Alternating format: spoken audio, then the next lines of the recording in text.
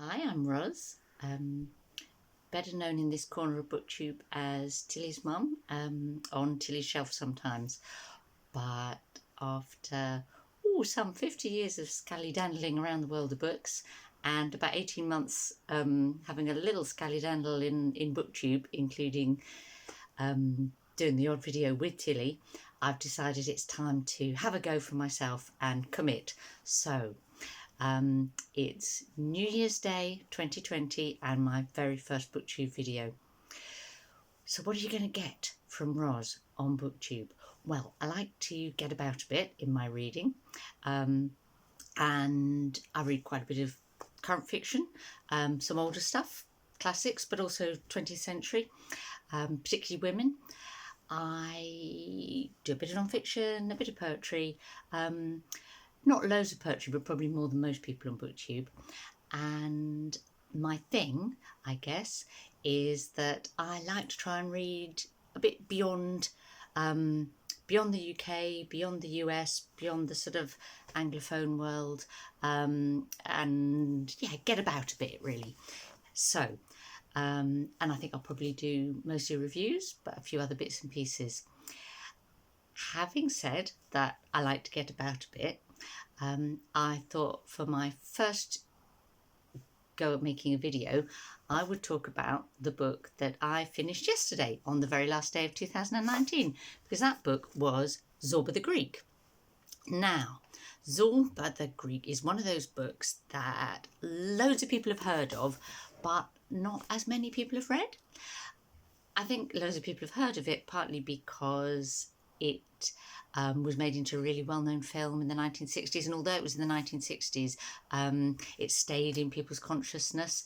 It had Anthony Quinn in it and a really good soundtrack, and even if you don't think you've seen the film, you probably recognise Zorba's dance from the soundtrack. I may even try and put a link to it below if I can get that techie on my first video.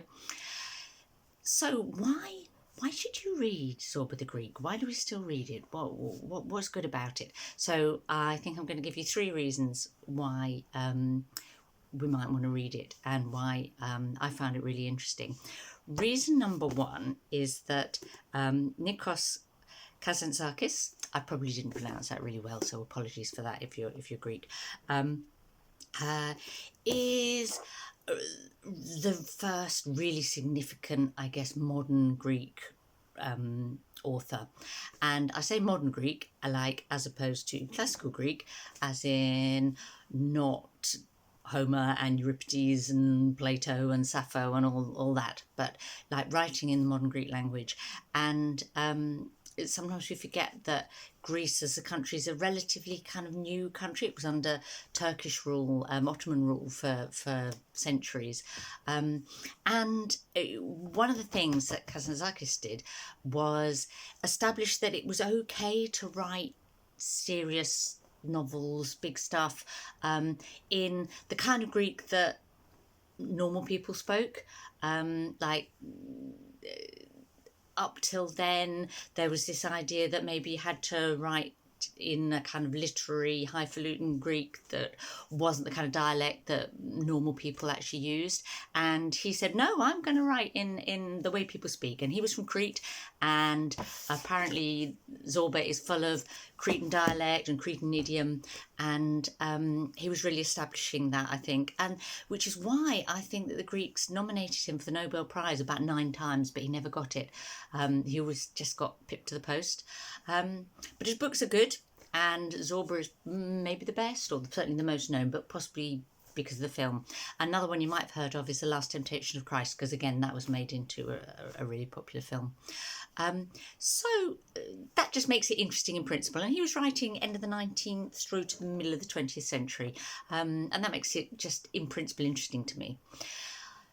Second reason why you might want to read this book is that he gives the most amazing picture of early 20th century Crete.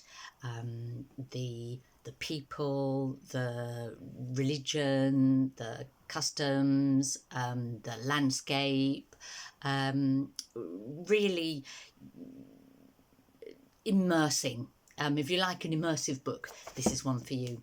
Right through to, well, from like the kind of nationalist politics that were going around at the time, through to what it smells like to walk up a Cretan mountain on a spring morning, and there's the sage and the marjoram and the thyme getting under your feet, and you meet a goat herd,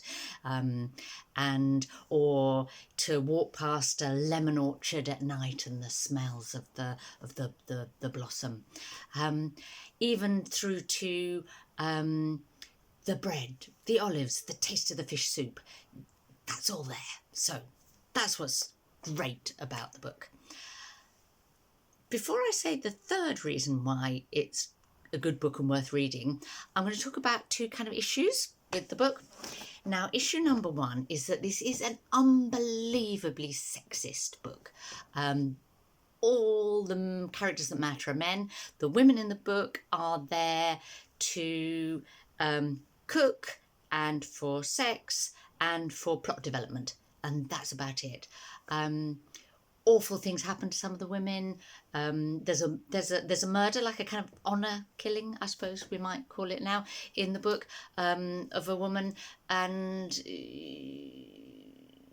it kind of happens, and it's a bit shocking at the time, but then everybody just moves on. It's not that important. Now, this raises one of those interesting questions, doesn't it? To what extent is it fair or reasonable or even useful to judge a book that was written in the 1940s about a period early in the 20th century by our current standards of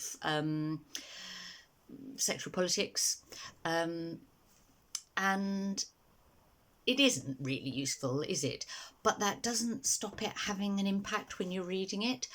I mean, I think that it's probably Kazantzakis was probably reflecting quite accurately what attitudes to women were like. If you can hear that, that's my cat meowing. Thank you, Minerva. What attitudes were like to women, had their position in society in Crete at the beginning of the 20th century. That didn't stop me enjoying the book. It didn't stop me appreciating it. If I read that in a book written today, I'd probably have thrown it across the room, but I didn't do that. But it does still jar, and I suppose I'd be quite interested to hear your comments really about how that works for you, and what would make you not want to read an older book because of, say, sexism or racism in it, or disableism, ableism, homophobia, all those things that we encounter in books that we read now. Where do you draw your personal line about whether you still feel able to read it and enjoy the book and appreciate the book? Second problem with this book is another one that comes up quite often for me because I read a lot of work in translation. And do be quiet, cat, please. I hope you can't hear that. Maybe I should pick her up. Shall I pick her up? Maybe that would make her be quieter. Come here, cat. Okay. All right. So she's now on my lap, and maybe that'll make her shut up.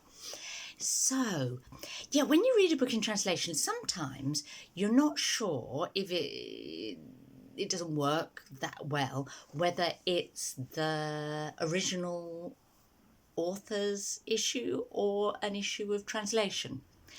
Now, the translation of Zorba the Greek that most people read probably is the one that was done in late 40s, early 50s. What is interesting about that is it's actually like a third-hand version of Zorba, because it was written in Greek, then it was translated into French, and then the English translation was made from the French translation. So the person who translated it into English had never read the original. Now, that has quite an impact, doesn't it? And another issue is that he wrote quite a bit of it in Cretan dialect, as I was saying, and the French translator actually didn't know a lot of that vocabulary and a lot of that idiom, so he just left bits out. And then it seems like the English translator also chose to make some changes subtly to the book to make it a bit more acceptable to the English reader at the time. So the person who translated this, who's called Peter Bean, Bien. Really, he's a real Kazantzakis enthusiast and scholar. That's his academic life's work, is studying this man, or part of it. And he obviously really wanted to do a much more faithful translation that honoured the original, and put everything back in that was missing. And that is a really good thing to aim to do. But I'm not sure that he is the best translator in terms of the quality of then what he wrote. I think it's probably very accurate, but it didn't always flow brilliantly. I don't know. I mean, it's hard for me to tell, because it's always hard to tell whether the not flowing is the translation or the original. Again, I'd be really interested in your comments on that. Any thoughts, any translators that you really rate? I think it's a very underrated skill, isn't it? Okay, so those are my 2 issues with the book. But the third reason why this book is so well worth reading is Zorba himself. Zorba, the man, the character, who is basically the book. That's what the book is all about. And you read those books and they have a character in them that really stays in your mind forever and ever, like Miss Havisham in Great Expectations, for example, and they're larger than life characters, but Zorba is more than larger than life. He is life. He's like this life force, and the narrator in the book is kind of an intellectual who reads a lot of books, like you and me, and he's really it has a huge impact on him being with someone who is so elemental and present in the moment. And yeah, I suppose Zorba has integrity. He's not necessarily a nice character. He's not, he does quite bad things in the book, as well as very generous things and heroic things. He does stupid things. He expresses himself. Basically, Zorba expresses himself through, let's say, through work and through sex and through dancing. Yeah, dancing. Very macho Greek men's dancing. Really important to Zorba. And that's what makes him so exciting to read. And he has a kind of a philosophy of life, and which he kind of explains in the book, and I'm going to read a tiny bit to you. Okay, so Zorba says, "What matters to me is whatever is happening right now at this very moment. I ask myself, what are you doing now, Zorba? I'm sleeping. All right, sleep well. What are you doing now, Zorba? I'm working.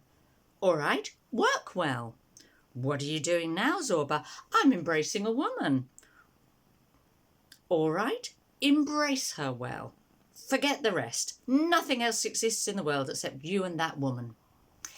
That's Zorba's philosophy. Maybe not a bad philosophy. Maybe in 2010, 2020, I'll try and make that slightly more my philosophy. What about you? And with that, I'll wish you a very happy new year.